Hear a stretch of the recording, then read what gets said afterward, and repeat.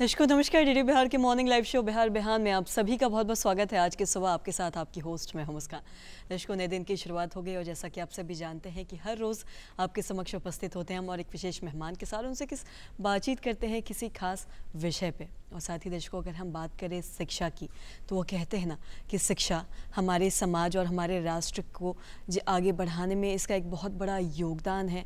और साथ ही साथ वो कहते हैं ना कि शिक्षा सिर्फ हमें ज्ञान ही नहीं प्राप्त कराता है, ये हमें हमारे सोचने समझने और किसी भी निर्णय लेने को क्षमता भी हमारी बढ़ाता है और हमारे समाज में एक दशा और दिशा को बदलने में भी इसका एक बहुत बड़ा योगदान है। इसलिए हम सभी का शिक्षित होना जीवन में बहुत ही ज़रूरी है। आज हम इसी बारे में खास बातचीत करेंगे आज के हमारे विशेष मेहमान से। लेकिन जैसा कि आप सभी जानते हैं कि हर रोज़ जो दिन की शुरुआत है वो हम एक करते हैं एक अच्छे विचार के साथ, एक अच्छी सोच के साथ। वो कहते हैं ना दिन की शुरुआत एक अच्छी सोच एक अच्छे विचार के साथ करें तो दिन भर के लिए हमें एक मोटिवेशन मिलता है और कुछ बेहतर करने के लिए हमें एक मौका भी मिलता है। तो आइए देखते हैं कि आज के अनमोल वचन में आप सभी के लिए क्या कुछ है।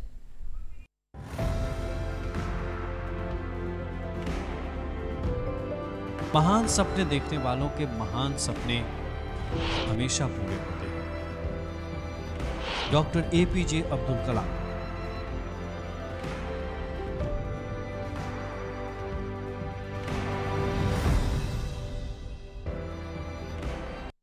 तो इसी के साथ दर्शकों अब चलिए कार्यक्रम को आगे बढ़ाते हैं। स्वागत करते हैं आज के हमारे विशेष मेहमान का।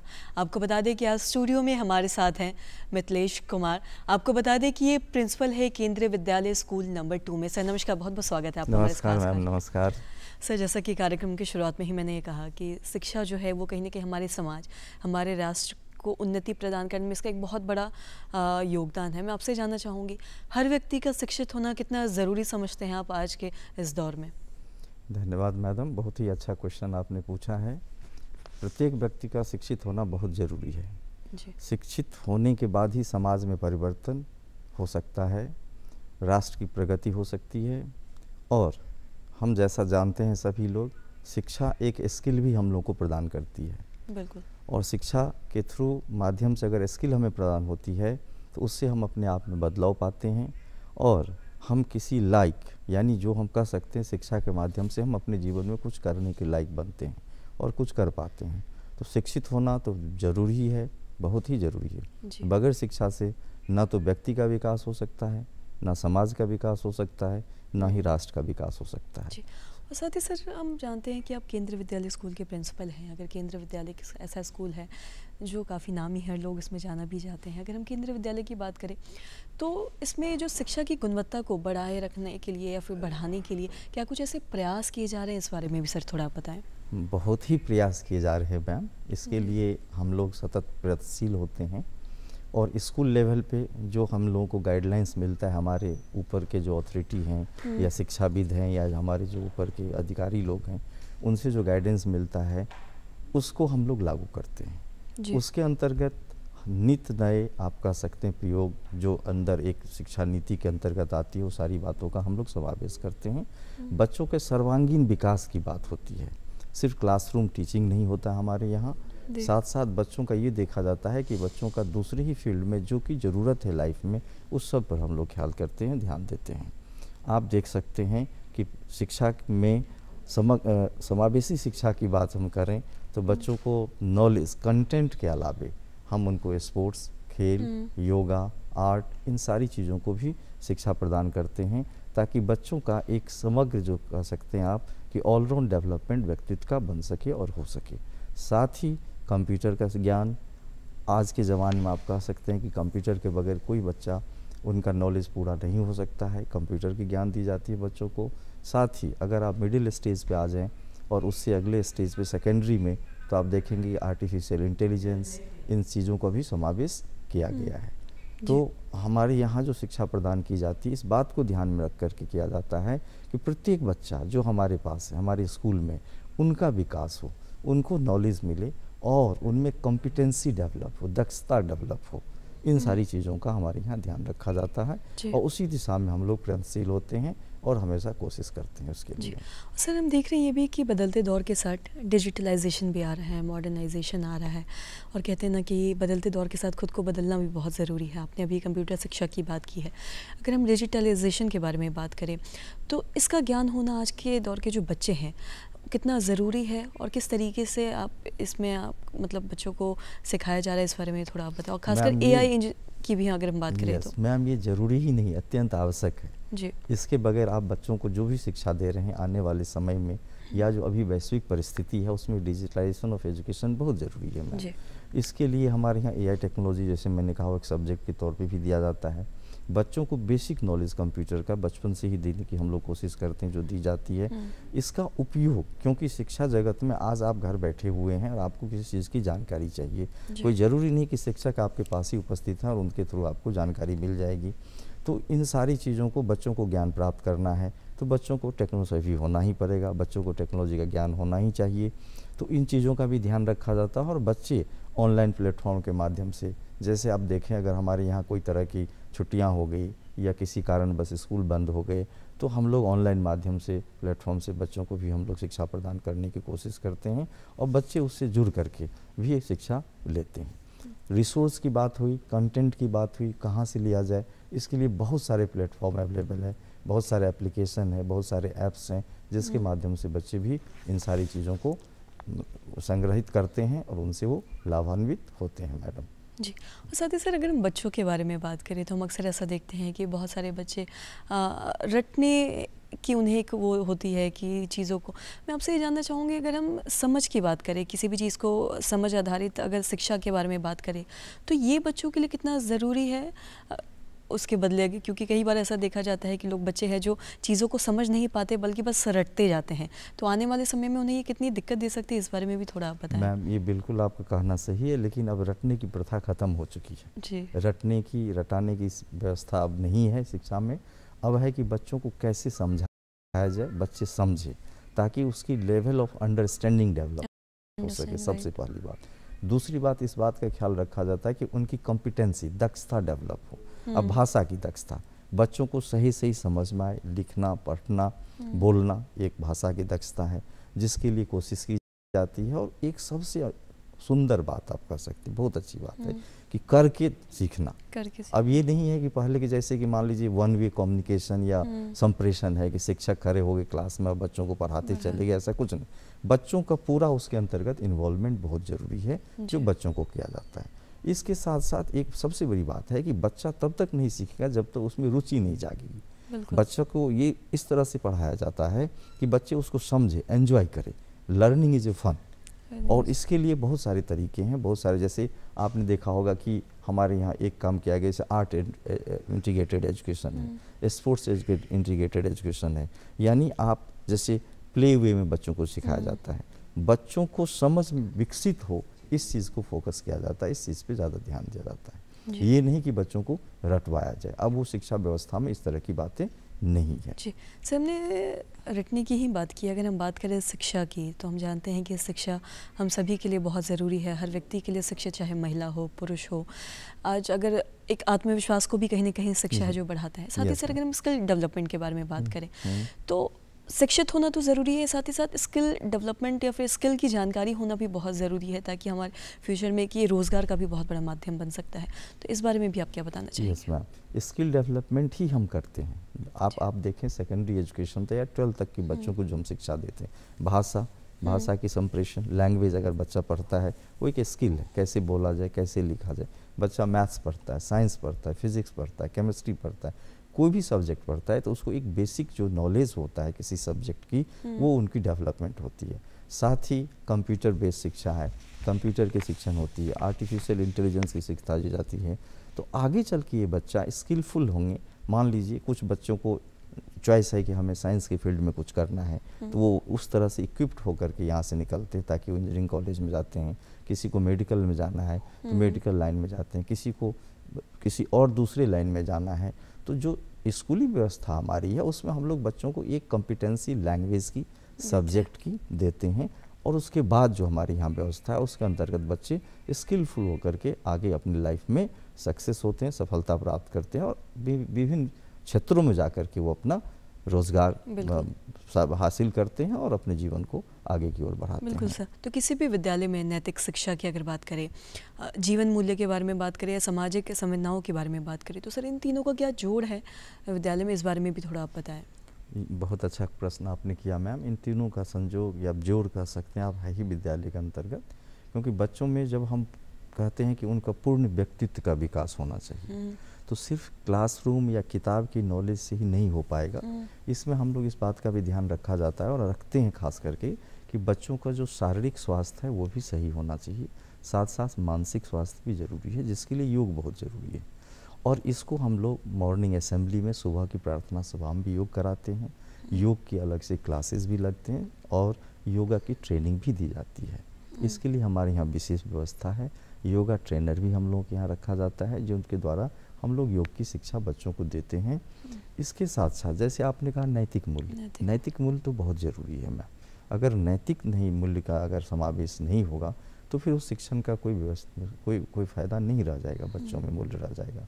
तो इसके लिए हम लोग अलग अलग प्लेटफॉर्म के माध्यम से बच्चों के अंतर्गत, जैसे आप देख सकते हैं एग्जाम्पल कि बच्चों में नैतिकता कैसे डेवलप हो, ईमानदारी, ऑनेस्टी, राष्ट्र के प्रति प्रेम, समर्पण, ये जितनी भावनाएं हैं बच्चों को हम लोग डेवलप करते हैं, विकसित करते हैं बच्चों पे।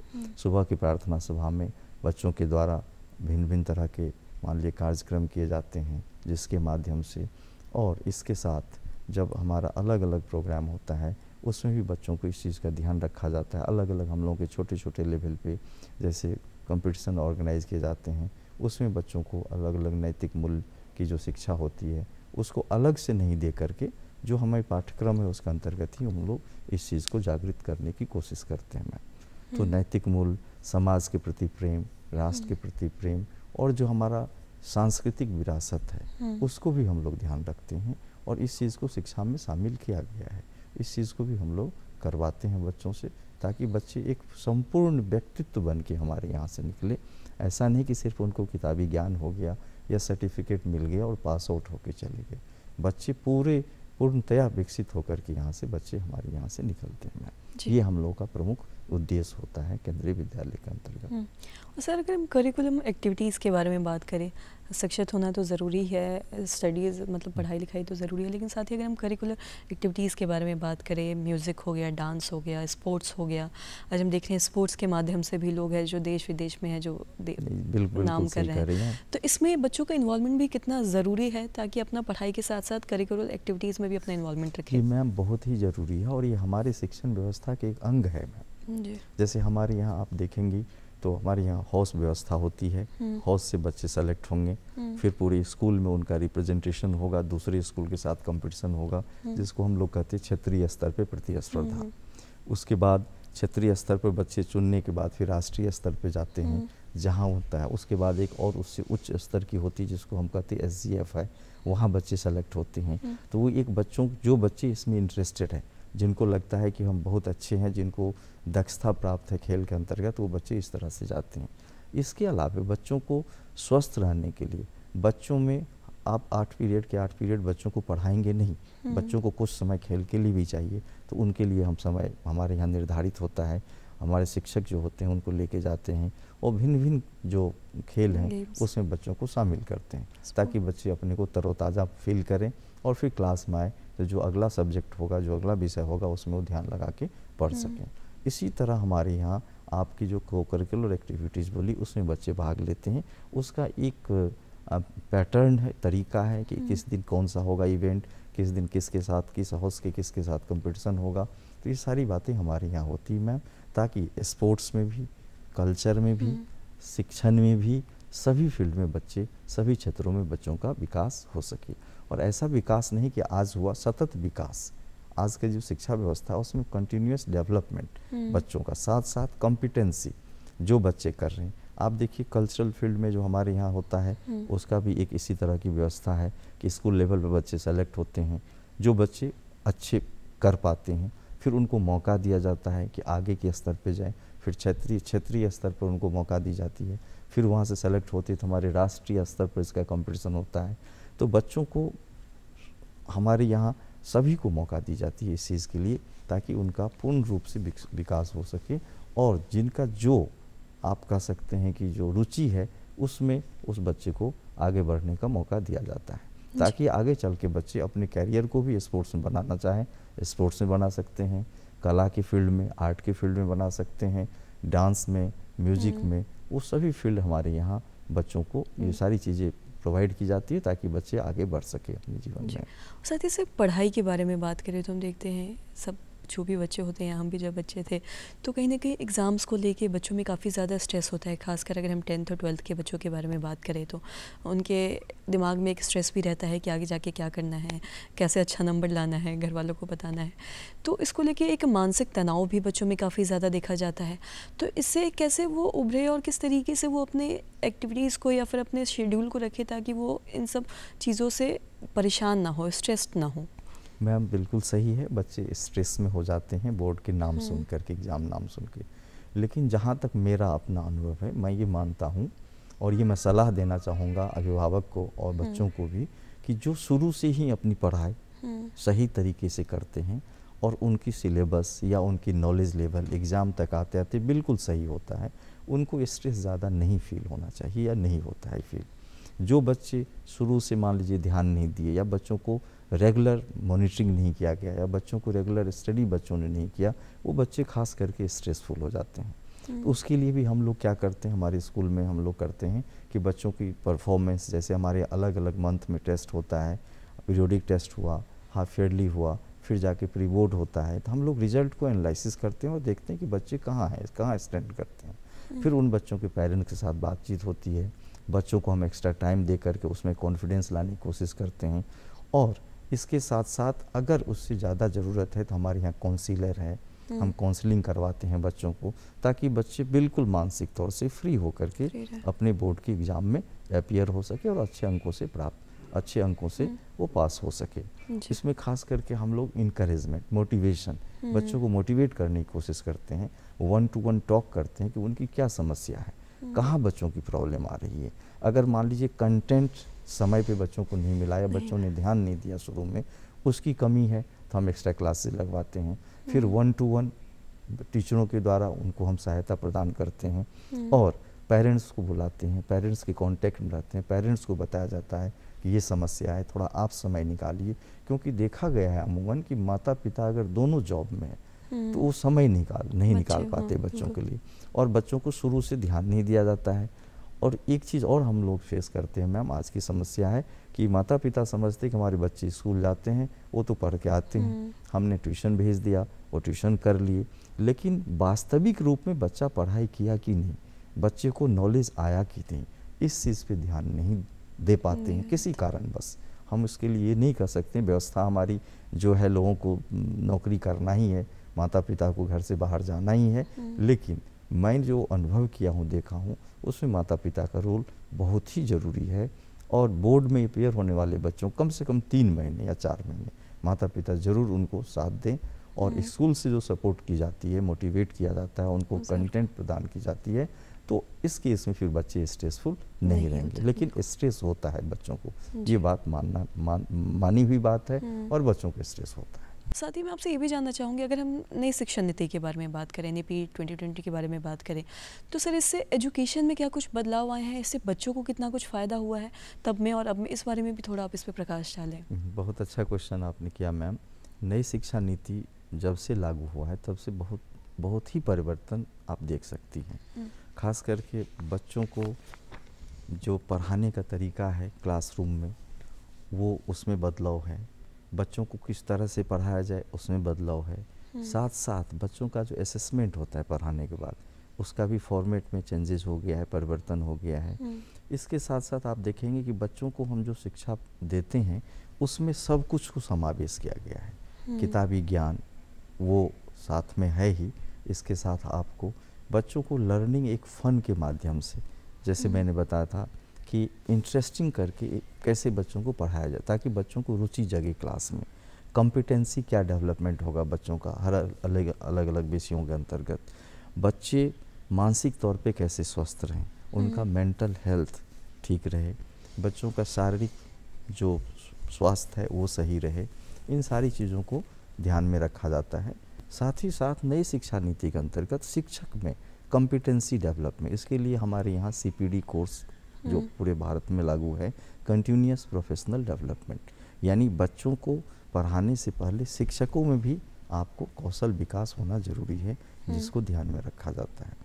इसके साथ एक सबसे इम्पोर्टेंट चीज़ है आपका होलिस्टिक डेवलपमेंट, होलिस्टिक प्रोग्रेस, यानी बच्चों का पूर्ण विकास होना चाहिए। पहले आपने देखा होगा कि जो शिक्षा नीति थी उसके अंतर्गत खास करके हमारी केवी में बाल वाटिका एक कॉन्सेप्ट आया है, जो बाल वाटिका 1, 2, 3 3 क्लासेज होते हैं क्लास 1 से पहले, उसको जोड़ा गया है। उस पर भी हमारे यहाँ, जिसको early childhood care and education कहा जाता है, अब उन बच्चों के लिए अलग से शिक्षण व्यवस्था उनकी की जाती है, इस चीज़ को जोड़ा गया है। और साथ में आप देखेंगे तो जो असेसमेंट स्ट्रक्चर है, जैसे पीयर लर्निंग है, पीयर टीचिंग है, आपको सेल्फ असेसमेंट है, और सिर्फ बच्चों का असेसमेंट जो किया जाता है वो सिर्फ किताबी ज्ञान और किताबी नॉलेज के आधार पर नहीं किया जाता है, उनके और बहुत सारे गुण हैं, जैसे कंपैशन, एम्पैथी, इसको डेवलप करना, उस पर बच्चों को जज करना या असेसमेंट करना, उसमें कोलैबोरेशन एक बहुत ही पार्ट है हमारे यहाँ शिक्षण में, कोलैबोरेटिव अप्रोच, किस तरह से बच्चों में शिक्षण दिया जाए। और साथ साथ बच्चों का जो विकास है वो सिर्फ विकास ज्ञान का या किताबी ज्ञान का ही नहीं देखा जाता है मैम, वो बहुत सारी चीज़ें हैं जिसमें बच्चों की कम्युनिकेशन स्किल हुआ, बच्चों के टाइम के प्रति उनका जो पंक्चुअलिटी है उसको देखा जाता है, बच्चों की रुचि किस फील्ड में है, तो उन सारी चीज़ों को देख करके ही आजकल के शिक्षा जगत में मूल बात यह है कि बच्चों का पूर्ण विकास होना चाहिए। पहले की व्यवस्था में एक चीज़ और आपने देखा होगा, आप भी स्कूल में रही होंगी, कि क्लास में 40 बच्चे हैं, चलो 30 पास कर गया, 10 थोड़ा कमज़ोर भी है या 5 फेल कर गया, तो उस पर उतना ध्यान नहीं दी जाती थी। आज है हर एक बच्चा हमारे लिए इम्पोर्टेंट है, हर एक बच्चे को शिक्षित होना है, हर एक बच्चे को शिक्षा मिलनी है, और हर एक बच्चे का ऑलराउंड डेवलपमेंट होना ही होना है, जिस पर ध्यान दिया जाता है मैम। अब हम किसी बच्चे को ये नहीं कर सकते या छोड़ सकते हैं कि नहीं उसमें वो गुण नहीं है पढ़ने की, इस तरह की बातें नहीं हो सकती है। नहीं है तो शिक्षण व्यवस्था किस लिए, शिक्षक किस लिए है, स्कूल किस लिए, उनका विकास होना ही चाहिए, उन्हें भी शिक्षित करना है, उन्हें भी इस लायक बनाना है कि अपने लाइफ में वो कुछ कर सके आगे चल के मैम। तो ये बहुत सारी चीज़ें जो है आजकल हम किसी को इग्नोर नहीं कर सकते, कोई इग्नोर नहीं किया जा सकता है, हर एक बच्चा इम्पोर्टेंट है हमारे लिए, देश के लिए, और उनका भी विकास, उनका भी कंटिन्यूअस डेवलपमेंट होना जरूरी है। सर आपने भी होलिस्टिक डेवलपमेंट की ही बात की है, जब भी बात हम एजुकेशन की करते हैं तो होलिस्टिक डेवलपमेंट की बात करते हैं तो बच्चों में ये बहुत ज़्यादा ज़रूरी है। एक पढ़ाई का ज्ञान तो बच्चों में होना ज़रूरी है ही, लेकिन एक जीवन का ज्ञान होना भी बहुत ज़रूरी है। जैसे कि आपने कुछ एम्पैथी की बात की, पंक्चुअलिटी, एजुकेशन, कॉन्फिडेंस, से सब की बात की है। तो सर साथ ही अगर हम आत्मविश्वास के बारे में बात करें तो बच्चे में एक आत्मविश्वास होना, एक कॉन्फिडेंस होना किसी भी चीज़ को लेके, चाहे वो पढ़ाई हो, एजुकेशन हो, स्पोर्ट्स हो, ताकि वो चीज़ों को बेहतर दिखा सके या बोल सके या बात कर सके। चाहे कम्युनिकेशन की ही अगर हम बात करते हैं तो कितना ज़रूरी समझते हैं आप? बहुत ज़रूरी है मैम। कॉन्फिडेंस कब आता है बच्चों में? जब बच्चा मान लीजिए कोई एक विषय में उसको अगर सही समझ आ गया, वो समझ गया कि यस अब ये हमें जानकारी हो गई है, तो कॉन्फिडेंस आता है। कॉन्फिडेंस नहीं आने का मेन कारण होता है कि उस चीज़ की समझ का विकसित नहीं होना। तो जैसे क्लासरूम की टीचिंग मैंने कहा था अभी कि हमारे यहाँ फाउंडेशनल लिटरेसी एंड न्यूमेरेसी की कॉन्सेप्ट आई है। बच्चा, हर एक बच्चा क्लास 3rd तक उनको राइटिंग का ज्ञान होना चाहिए, उनको न्यूमेरिकल नॉलेज होना चाहिए। अगर उस बच्चे में 100% बच्चों में, ये नहीं कि कुछ बच्चों में हो गया कुछ बच्चों में नहीं हुआ, ऐसा नहीं होना चाहिए, हर एक बच्चों को होना चाहिए। अब बच्चा कोई सब्जेक्ट विषय को पढ़ता है, विषय की समझ अगर उसमें डेवलप हो गई, और समझ कैसे डेवलप होगा? बच्चों में रुचि जागृत करके, बच्चों को अलग अलग तरीके से, जैसे मैंने कहा था लर्निंग इज ए फन, मतलब खेल खेल के माध्यम से अगर बच्चों को चीज़ समझा दिया जाता है तो बच्चे अपने आप उसमें समझ जब जाते हैं तो उनको कॉन्फिडेंस लेवल हाई होता है। और सिर्फ किताबी ज्ञान नहीं, बच्चों को स्पोर्ट्स में बच्चों को दिया जाता है खेलने के लिए, बच्चे वहाँ खेलते हैं तो टीम स्पिरिट की भावना डेवलप होती है, बच्चे एक दूसरे को कोऑपरेट करना सीखते हैं। तो अलग अलग फील्ड के माध्यम से, अलग अलग चीज़ों के माध्यम से बच्चों में कॉन्फिडेंस लेवल जागृत किया जाता है। मेन बात है कॉन्फिडेंस आने का कि जिस चीज़ को बच्चा कर रहा है वो चीज़ उसको समझ में आ गया हो। अगर बच्चा उसको समझ गया फिर कॉन्फिडेंस अपने आप बच्चों में डेवलप हो जाती है। इस बात का खास करके ध्यान रखा ही जाता है शिक्षा व्यवस्था में। सर, हमने शुरू में ही करिकुलम एक्टिविटीज़ की बात की थी, अभी आपने ही बताया कि बच्चों में अगर कॉन्फिडेंस हो तो किसी भी चीज़ों को बेहतर तरीके से कर पाते हैं। कई बार ऐसा देखा जाता है कि जब भी 10th हो गया, 12th हो गया, बच्चों को अपने फ्यूचर की अगर करियर के बारे में सोचना होता है, किसी को अगर स्पोर्ट्स फील्ड में ही जाना है तो उनके घर वालों से उन्हें एक सपोर्ट नहीं मिलता है कि नहीं, अगर आपको फ्यूचर में कुछ करना है तो आप या तो इंजीनियरिंग करें, डॉक्टरी करें या फिर यूपीएससी की तैयारी करें। लेकिन जब भी बात स्पोर्ट्स की आती है, स्पोर्ट्स में करियर बनाने की आती है, तो पीछे से एक सपोर्ट नहीं मिल पाता है। तो इसको लेके आप उनके अभिभावक को क्या कहना चाहेंगे या उन बच्चों को क्या कहना चाहेंगे? मैम, बहुत अच्छा प्रश्न आपने किया है। एक्चुअली ये देखा जाता है कि हमारे यहाँ जो अभिभावक है उनके लिए या तो डॉक्टरी, डॉक्टर या इंजीनियर, यही दो प्रोफेशंस है। तो हमारे जो समाज में अभी भी इसके प्रति बहुत ज़्यादा जागरूकता नहीं है। बच्चा जिसमें उनको कॉम्पिटेंसी है या उनमें इंटरेस्ट है या चॉइस है बच्चों करने का, मैं अभिभावक से ही आग्रह करूँगा कि आप उस फील्ड में बच्चों को जाने दें। आज किसी भी फील्ड में बच्चा जा कर के अपनी चॉइस के हिसाब से अगर वो जाते हैं तो काफ़ी सफलता प्राप्त कर सकते हैं।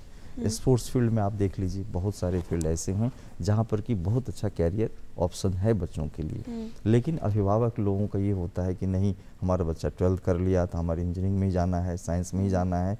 तो जो हम लोग इम्पोज करते, अभिभावक लोग इम्पोज करते हैं कि नहीं हमारे हिसाब से चलो, वो चीज़ नहीं होना चाहिए मैम। इसको अगर हम छोड़ दें तो बच्चा अपने आप, बच्चा एक, उनकी भी अपनी एक चॉइस है, उनकी भी एक एम्बिशन है, उनको अगर हम सपोर्ट करें तो बच्चा ज़्यादा सफल होगा और वो आगे की तरफ बढ़ेंगे। आप देखेंगे कि बच्चों में चॉइस नहीं इंजीनियर बनने की, बच्चों की चॉइस नहीं है डॉक्टर बनने की, लेकिन माता पिता के कारण नहीं, वो करना ही है, बच्चों को उसमें दे दी जाती है। लेकिन उसका परिणाम क्या होता है, या तो बच्चे असफल होते हैं या बच्चे डिप्रेस्ड हो जाएंगे और उनकी रुचि जो है कुछ करने की नहीं रहती है। तो इस चीज़ के लिए तो मैं यही कहूँगा, यही आग्रह करूँगा आपके माध्यम से सभी अभिभावकगण से कि आजकल हमारे पास में बच्चा अगर लैंग्वेज में अच्छा है तो उनको लैंग्वेज की तरफ जाने दें। बच्चा अगर मान लीजिए स्पोर्ट्स में तो उसमें जाने दिया जाए बच्चों को, जिसमें अभिरुचि हो, कि जब हम अपने मन से कोई चीज़ करते हैं तो हमें सफलता ज़रूर मिलती है और सफलता ज़रूर मिलेगी। लेकिन बेमन, बगैर उसमें रुचि नहीं है, बेमन से अगर हम कोई काम करते हैं तो उसमें सफलता हमें नहीं मिलती है और जीवन में हम असफल हो जाते हैं। यही बात बच्चों पे भी लागू होता है। और आज के ज़माने में 21वीं सेंचुरी, जब हम 21वीं शताब्दी में हैं, तो अभी किसी भी फील्ड में आप देख लें, चाहे वो स्पोर्ट्स का फील्ड हो, म्यूज़िक का फील्ड हो, आर्ट का फील्ड हो, या मान लीजिए आप कह सकते हैं आर्टिफिशियल इंटेलिजेंस या टेक्नोलॉजी, कंप्यूटर, इंजीनियरिंग, जितने ही फील्ड है, किसी भी फील्ड में हमारे पास में ऑप्शन की कमी नहीं है। बस बशर्ते कि पेरेंटल सपोर्ट, माता पिता का सपोर्ट बहुत ज़रूरी रहता है बच्चों के लिए। और साथ ही सर, अगर हम ग्रामीण क्षेत्र के बारे में बात करें तो आज देखते हैं कि शिक्षित होना सभी के लिए ज़रूरी है, चाहे वो सोचने समझने की या फिर किसी भी निर्णय को लेने के लिए एक बेसिक एजुकेशन तो ज़रूरी है ही, चाहे वो पुरुष हो महिला हो। लेकिन ग्रामीण क्षेत्र में आज भी ऐसे बहुत से लोग हैं जो शिक्षित नहीं हैं। तो मैं आपसे ये जानना चाहूँगी कि महिलाओं का आज के इस दौर में शिक्षित होना कितना ज़रूरी है, खासकर जो ग्रामीण क्षेत्र की महिलाएँ हैं, कहीं की भी हों चाहे, तो उनके लिए कितना इम्पोर्टेंट है आज? मैं शिक्षा सबके लिए ज़रूरी है मैम, सिर्फ पुरुषों के लिए नहीं या महिलाओं के लिए ही नहीं। महिलाओं का शिक्षित होना तो सबसे पहले ज़रूरी है समाज में। आप सोच करके देखिए, अगर एक माँ या बहन या बेटी अगर शिक्षित होती है तो 2 घरों में शिक्षा की रोशनी को जगाती है। तो महिलाओं के शिक्षित होने से आप देखेंगे कि समाज का जो विकास है, हम लोग अभी तक पूर्ण विकसित क्यों नहीं हो पाए। आप कहें कि हमारा विकसित राष्ट्र क्यों नहीं हो पाया, उसका मेन कारण ये भी है कि महिलाओं का 100% शिक्षित नहीं होना है। अगर महिलाएं शिक्षित होती हैं, उनमें अगर कॉम्पिटेंसी डेवलप होता है तो अपने परिवार के लिए, अपने समाज के लिए वो कुछ कर सकती हैं। और शिक्षित महिला अगर होंगी तो देश के निर्माण में हमारी सहूलियत होती है। अगर परिवार में शिक्षित महिला है तो आगे वाली पीढ़ी बच्चों को शिक्षित कर सकती हैं, परिवार के लिए कुछ रिसोर्सेज अर्जित कर सकती हैं, परिवार को मदद करती हैं। तो ये सारी चीज़ें आपको बहुत ज़रूरी है, महिलाओं का शिक्षित होना बहुत ज़रूरी है आज के ज़माने में। जी सर, हमने बहुत चीज़ों के बारे में बातचीत कर ली, पढ़ाई के बारे में, बच्चों के बारे में, करियर के बारे में। सर, थोड़ा आपके बारे में भी जानना चाहेंगे। आज आप एक प्रधानाध्यापक हैं केंद्रीय विद्यालय स्कूल के, जिसमें बहुत बच्चों का आज भी सपना है उस स्कूल में जाने का। मैं आपसे जानना चाहूँगी सर, यहाँ तक पहुँचने का सफ़र कैसा रहा, कहाँ से आप ताल्लुक़ रखते हैं, इस बारे में भी थोड़ा बताएं आप। मैम, मेरा ताल्लुक़ इसी पटना से है मैम, यहीं से मैंने ग्रेजुएशन किया। स्कूलिंग भी हमारा बिहार से ही हुआ मैम। और केंद्रीय विद्यालय, चूँकि मेरा बचपन से ही शौक था कि मैं शिक्षण व्यवस्था में जाऊं और बच्चों के साथ मुझे बहुत लगाव है, इस कारण से मैं इस फील्ड में आया मैम। केंद्रीय विद्यालय ज्वाइन करने के बाद पूरे भारत में, जैसा कि आपको पता है, ये ट्रांसफरेबल जॉब होता है, तो हम अलग अलग राज्यों में रहे और इससे हमें बहुत फ़ायदा हुआ, हम लोगों को समझ सके। और जब तक आप लोगों को नहीं समझ पाएंगे, सोसाइटी को नहीं समझ पाएंगे, तब तक आप सफलतापूर्वक जो भी आप कर्तव्य निर्वहन करते हैं इस देश के लिए, उसको नहीं कर पाएंगे मैम। तो पूरे भारत के अलग अलग राज्यों में घूमते हुए फिर मेरा पटना पोस्टिंग हुआ इसी साल जून महीने में, और तब से मैं केंद्रीय विद्यालय बेली रोड में हूँ। बच्चों से मुझे बहुत लगाव है और मैं उनके लिए सतत प्रयासशील रहता हूँ कि हर एक बच्चा जो हमारे पास है वो शिक्षित हो, और सिर्फ शिक्षित ना हो, एक अच्छा ज्ञान ले करके, अच्छा नागरिक बन करके वो हमारे देश की सेवा करे आगे। ये हमारा पैशन है, और शिक्षा के पैशन के कारण ही मैं इस प्रोफेशन में आया हूँ, और इसके लिए मैं पूर्णतया कमिटेड हूँ और हमेशा इसके लिए मैं कार्यरत रहता हूँ। और साथ ही सर, आप जो भी आज ये हमें हमारा इंटरव्यू देख रहे हैं, जो भी दर्शक हैं, जो भी बच्चे आपके स्कूल के होंगे या कहीं के भी, उन सभी को आप क्या एक मैसेज देना चाहेंगे लाइफ को लेके, एजुकेशन को लेके, क्या एक छोटा मैसेज देना चाहेंगे बच्चों को? मैम, मेरा मैसेज अपने बच्चों से और सभी बच्चों से यही है कि आप ध्यान में रखें कि आप जो बोर्ड के एग्ज़ाम के बच्चे बोर्ड में देने जा रहे हैं, जैसा कि कल ही मैंने अपने बच्चों से बात किया, ये रिज़ल्ट, ये पढ़ाई, ये सर्टिफिकेट आपका ही सिर्फ नहीं है, इसके साथ आपके माता पिता का भी की आकांक्षा जुड़ी हुई है, उसके साथ आपकी स्कूल के शिक्षकों का मेहनत जुड़ा हुआ, उसके साथ हमारी प्रतिष्ठा और हमारी आकांक्षा जुड़ी हुई है, हमारे स्कूल और संगठन, और इस सब से ऊपर एक राष्ट्र। आप एक राष्ट्र निर्माण में अपना योगदान देने जा रहे हैं, तो मन से पढ़ें, खुश रहें बच्चे, और हमेशा अपने लाइफ के प्रति जागरूक रहें, पॉजिटिव रहें, और जीवन में जो भी करें अच्छा करें। और यही शुभकामना हमारे सभी बच्चों के लिए है, और जीवन में इतना अच्छा करें जिससे कि आप इस समाज के लिए, देश के लिए ज़रूर कुछ न कुछ योगदान दे सकें, ताकि हमारा देश 21वीं शताब्दी में जो हम लोगों का लक्ष्य है कि एक विकसित राष्ट्र बने, उस राष्ट्र में उन बच्चों का योगदान भी हो, और बहुत ही प्रमुख योगदान हो। मैं और साथ ही सर, आप हमारे कार्यक्रम में आए, जो आपने कीमती समय दिया, आपने ये जो जानकारी दी है बच्चों को लेके, एक बच्चों को सुझाव दिया है, कहीं ना कहीं सभी के लिए ज़रूरी है, और एक लाइफ के लिए भी बहुत ज़रूरी है किसी को अगर जीवन में आगे बढ़ना है। इसके लिए सर तहे दिल से आपका धन्यवाद मैम, आपने मौका दिया, बुलाया, इसके लिए तहे दिल से धन्यवाद मैम आपको भी। तो इसी के साथ दर्शकों, आप अगर हमें अपना कोई सुझाव देना चाहते हैं तो आप हमारे पता पे भेज सकते हैं। तो फटाफट उठाए पेन कॉपी और नोट करें हमारा पता है कार्यक्रम बिहार बहन DD फ्रेज़र रोड, साथ ही हमारा पिन कोड है 800001, और हमारा ईमेल ID है director.ddkpatna@gmail.com। तो इसी के साथ दर्शकों, मुझे और मेरी पूरी टीम को दीजिए इजाज़त। तब तक मिलेंगे अगले दिन फिर एक नए मेहमान के साथ, एक नए विषय के साथ फिर से। तब तक दीजिए इजाज़त। नमस्कार। नमस्कार।